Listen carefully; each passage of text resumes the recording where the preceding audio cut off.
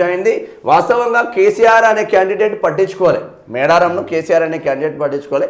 ఏ ఆదివాసీలు గిరిజనులు ఆదివాసీల జాతరే కావచ్చు, బట్ ప్రతి కులం ప్రతి మతం మన రాష్ట్రమే కాదు పక్కనున్న ఆంధ్రప్రదేశ్ కావచ్చు, ఛత్తీస్గఢ్ కావచ్చు, ఒరిస్సా కావచ్చు, మహారాష్ట్ర కావచ్చు, 5 రాష్ట్రాలకు సంబంధించిన భక్తులు మేడారంకి వస్తారు. దాదాపు 1 కోటి పైచిలుకు పబ్లిక్ ప్రజలు మేడారంను దర్శించుకునే ఇంత పెద్ద మహాజాతరకు జాతీయ పండుగకు గుర్తించాల్సిన ఆవశ్యకత ఉండే, జాతీయ పండుగ ఉండాలి. వాస్తవంగా ఏంటంటే ఎక్కడెక్కడో చేస్తూ ఉంటారు, కానీ మనోళ్ళు పట్టించుకోరు, కేంద్రంలో ఉన్నోడు పట్టించుకోడు.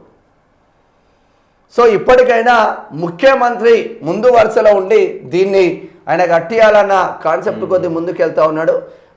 చిన్నప్పటి నుంచి అంటే లాస్ట్ ఇయర్ పోయిన వాళ్ళకు ఈసారి పోయిన వాళ్ళకు తేడా తెలుస్తుంది 100%. ఎందుకంటే ఆ ప్రధాన ద్వారం దగ్గర ఇక తొక్కేసారి అంటే నార్మల్గా ఉండదు దొబ్బులాట, ఇక అటువో ఇటువో కొంచెం పోలీస్ ప్రొటెక్షన్ కూడా ఎక్కువ పెట్టి నీట్గా క్యూ లైన్లు పెట్టి నీట్గా పంపించి నీట్గా చేయాల్సిన ఆవశ్యకత ఉంటుంది. వివిఐపి దర్శనాలు ఎక్కువ అవుతాయి, సామాన్య పబ్లిక్ని ఆపుతూ ఉంటారు. ప్రతి ఒక్కడు వివిఐపి అండి ఈ మధ్య, తెల్ల బట్టలు వేస్తున్నాడు ప్రతి ఒక్కడు వివిఐపి.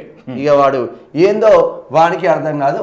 మొత్తం మీద చరిత్రను మాత్రం చెక్కు చెదరకుండా చరిత్ర ఆనవాళ్ళను తీసుకొస్తా ఉన్నారు. ఇది చూడు ఎంత మంచిగా, ఇగో ఈడొక బొమ్మ చెట్టు, ఈడొక బొమ్మ, ఈడొక బొమ్మ, ఈడొక బొమ్మ, ఈడొక బొమ్మ, ఈడొక బొమ్మ, ఈడొక బొమ్మ. వారే టైం పట్టాలి అదంతా చెక్కాలంటే. గ్రేటే నిజంగా. 1 2 3 4 5 6 7 అంటే 7 8 దాకా ఒక స్తంభానికి ఒక సైడ్, మళ్ళా అట్లా 4 సైడ్లు ఉంటాయి. 1 2 3 4 5 దీంట్లో 6 ఉన్నాయి, దీంట్లో 7 ఉన్నాయి, అట్లా ఒక దాంట్లో 8 వస్తూ ఉన్నాయి. మొత్తం మీద మేడారం క్లియర్గా రాసిరు మంచిగా. మేడారం 7000 చిహ్నాలు, 7000 చిహ్నాలు చెక్కడం అంటే ఇంకా క్లియర్గా కనిపిస్తున్నాయి ఇక్కడ. ఇది బెంజ్ లాగా ఉంది, ఇది బెంజ్ సింబల్ టాటర్ బెంజ్